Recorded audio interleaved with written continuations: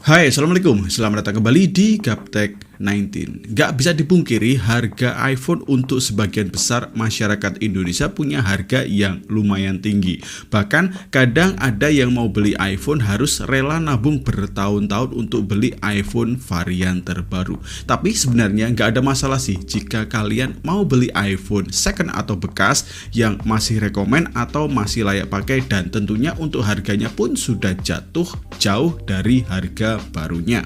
Dan di video kali ini saya akan berikan rekomendasi iPhone second yang sudah jatuh di bawah 6 jutaan dan masih layak pakai di tahun 2022 bahkan tahun 2023 nanti.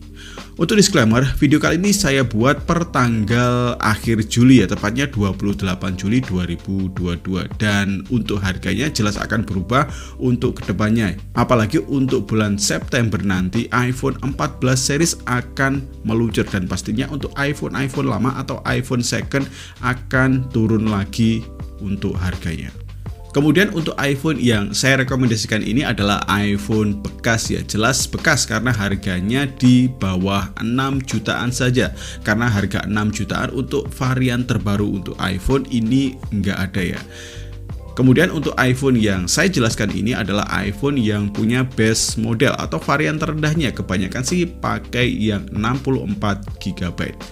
Dan untuk referensi iPhone ini, harga yang saya bandingkan ini atau harga yang saya berikan ini adalah saya sudah cek di beberapa marketplace, misalnya untuk Tokopedia, Shopee, Facebook Marketplace, dan lain sebagainya. Dan untuk harga iPhone ini yang saya jelaskan ini adalah bervariasi sesuai dengan kondisi dan kelengkapannya. Kalau kalian mau punya iPhone second yang harganya lebih tinggi, jelas untuk kondisinya akan lebih baik daripada yang harga lebih rendah.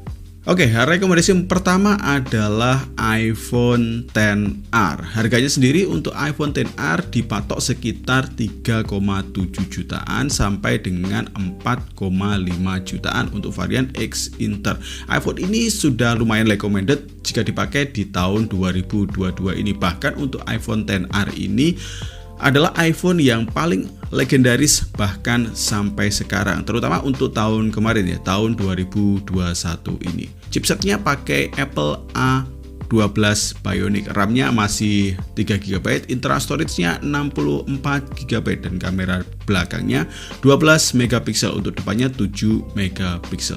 Kenapa saya katakan legendaris? Karena hal ini untuk iPhone XR ini adalah iPhone dengan harga yang lumayan murah tapi sudah punya desain layar kekinian alias punya notch seperti iPhone 12 series bahkan iPhone 13 series.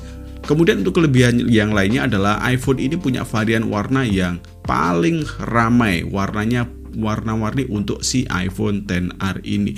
Dan yang paling utama adalah untuk si iPhone XR ini punya baterai yang lumayan badak daripada si iPhone lainnya. Jadi untuk urusan baterai untuk si iPhone XR ini memang juaranya. Dan bahkan untuk penjualan si iPhone XR ini bisa ngalahin saudara seangkatannya, si iPhone XS dan si iPhone XS Max.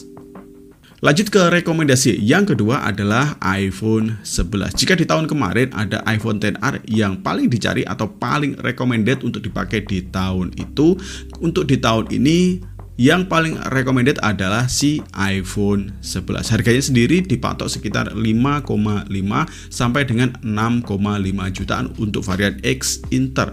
Untuk chipsetnya sudah lumayan gahar jika dipakai di tahun ini. Apple A13 Bionic 7 nanometer plus, untuk RAM-nya sudah 4 GB.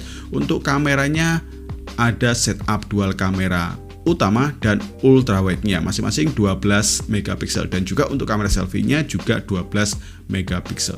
Di harga yang sudah anjlok parah, si iPhone 11 ini menawarkan banyak sekali kelebihan, misalnya performa yang masih oke, optimalisasi software yang bagus, dan tentunya untuk kameranya sudah ada ultrawide-nya.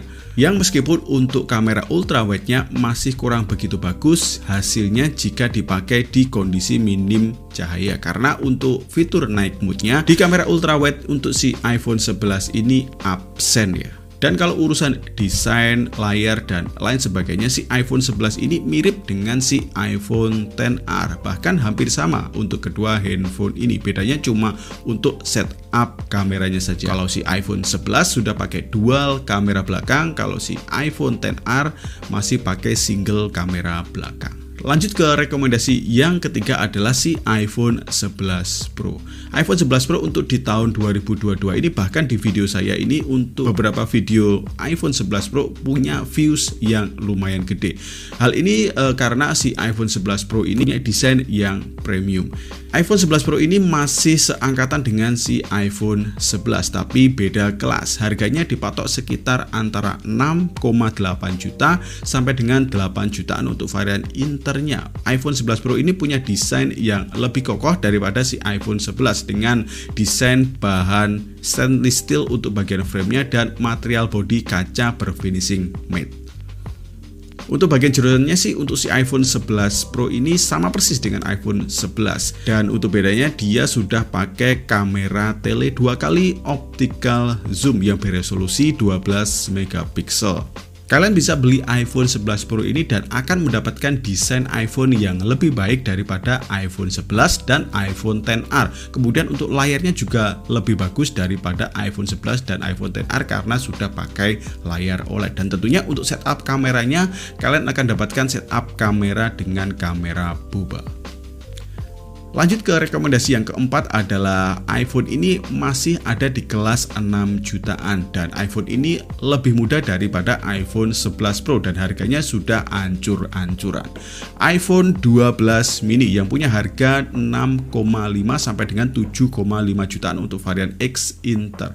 Alasan kenapa iPhone 12 ini bisa turun jauh adalah peminatnya yang sedikit karena masalah ukuran baterai yang cuma berkapasitas 2227 mAh. Memang si iPhone 12 mini ini nyaman banget kalau dipakai satu tangan, tapi karena alasan baterai banyak orang yang skip untuk iPhone ini. Selain alasan baterai, iPhone ini menurut saya sih masih recommended bagi kalian yang nggak begitu doyan gaming.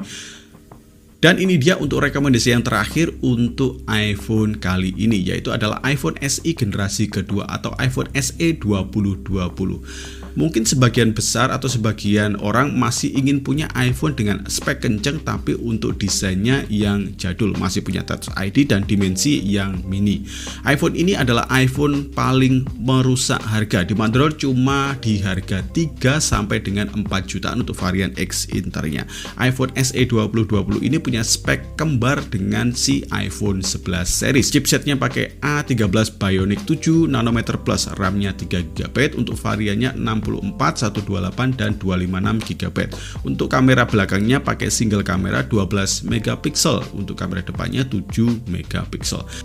iPhone SE 2020 ini pakai desain jadul kayak iPhone 8 dengan bodi yang kecil dan enak banget jika dipakai satu tangan saja. Kalau urusan kamera, iPhone SE 2020 ini cuma pakai setup satu biji lensa belakang, tapi ini adalah lensa yang nggak sama dengan iPhone 8. Apple sudah kasih upgrade di bagian lensanya dan walaupun untuk night mode-nya absen di iPhone SE 2020 ini, tapi untuk hasil di kondisi minim cahaya ini tergolong bagus, nggak seperti iPhone 8. Satu-satunya alasan di iPhone ini adalah bagian yang nggak disenangi banyak orang adalah bagian baterainya yang super mini, 1821 mAh saja. Rasanya pakai iPhone ini kalau dipakai handphone utama, kalian harus siap-siap charger ataupun power bank jika dibawa ke mana-mana. Oke, demikian saja, itulah 5 iPhone yang masih recommended dan harganya pun sudah jatuh di angka di bawah 6 jutaan saja. Dan tentunya untuk harga tersebut akan terus turun kalau iPhone terbaru rilis, seperti iPhone 14 series yang akan rilis bulan September mendatang. Dan demikian saja untuk video kali ini saya buat. Semoga video ini bisa bermanfaat buat kalian dan saya Doni pamit. Assalamualaikum warahmatullahi wabarakatuh. Ciao.